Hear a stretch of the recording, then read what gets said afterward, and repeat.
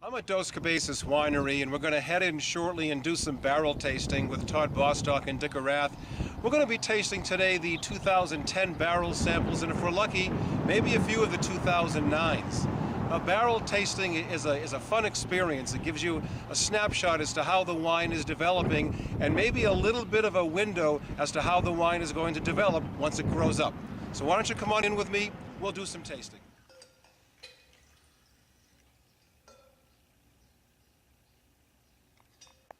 What do you look for in barrel samples?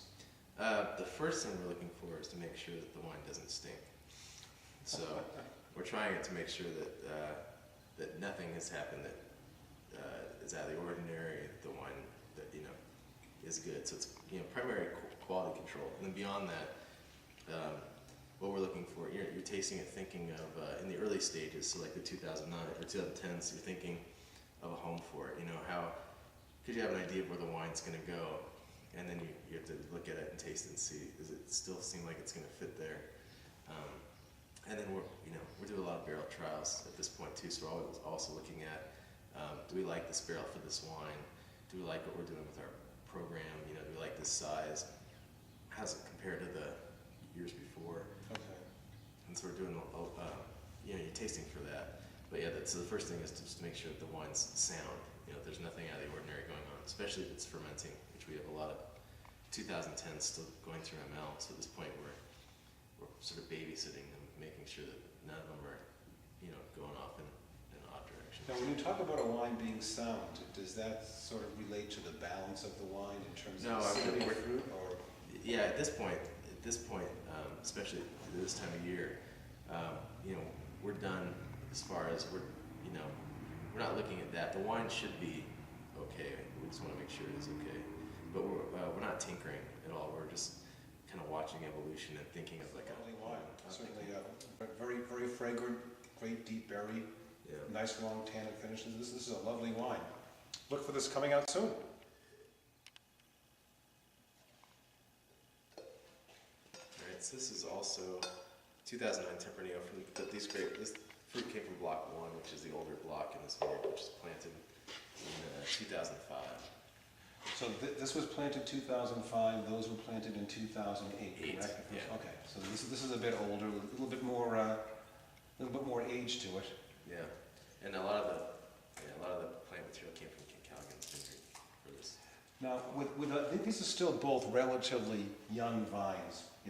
Speaking. With vines that are this young, can you taste the difference if you have the juice in the same barrel, everything else equal, but one's 2008, one's 2005 vines? They've tasted it. I think they're remarkably different. And whether it's attributable, if you can attribute it to age, or where in the vineyard it's planted, I don't know what the bigger difference is. I mean, there definitely is a difference. This is. This seems to have more structure to it, more classic Tempranillo. This seems to me to be a little precocious, and this has a little more confidence. I think that's probably typical. Maybe a reflection of the age of the vines, perhaps? Same time as the other one, so it's within like a month and a half. All right. Well, you'll have your choice, vines from 2008 or vines from 2005. Enjoy.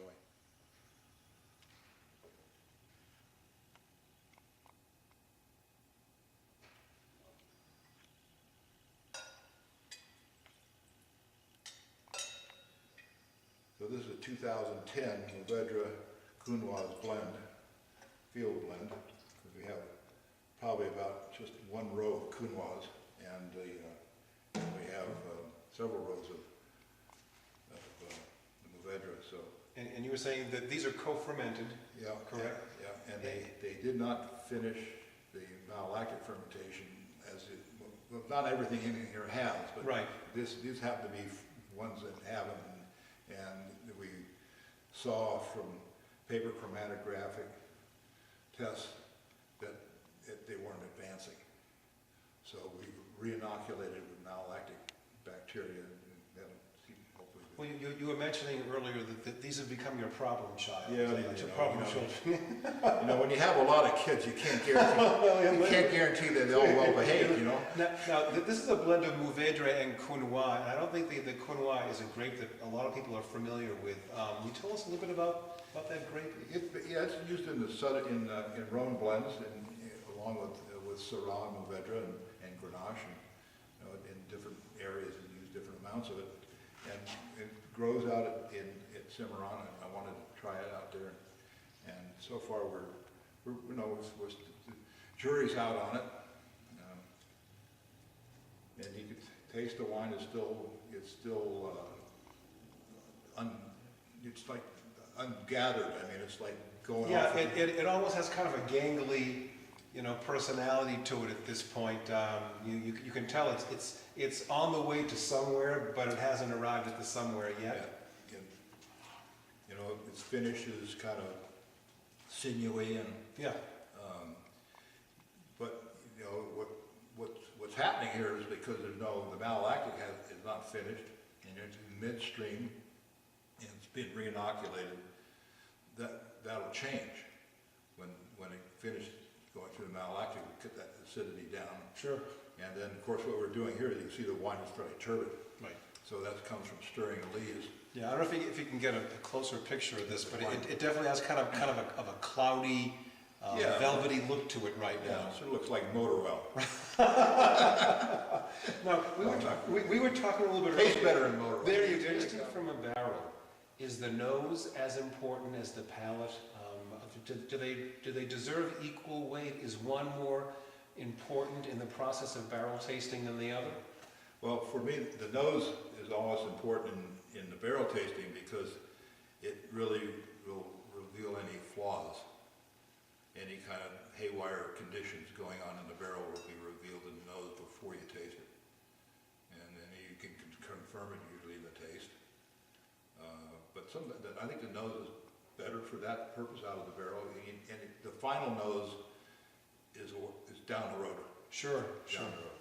Yeah. And then you're looking for the structure now in the mouth. Does a wine have the beginning, the middle, and the end that it has to have?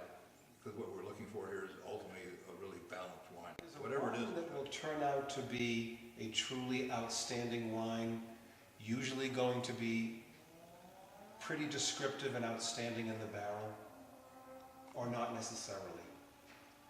Well, when you think, there are great wines and you say, wow, this is going to be a great wine. But then there's those rare occasions where the wine coming out of the press and you're smelling the freshly fermented stuff and you say, God, what do we have here?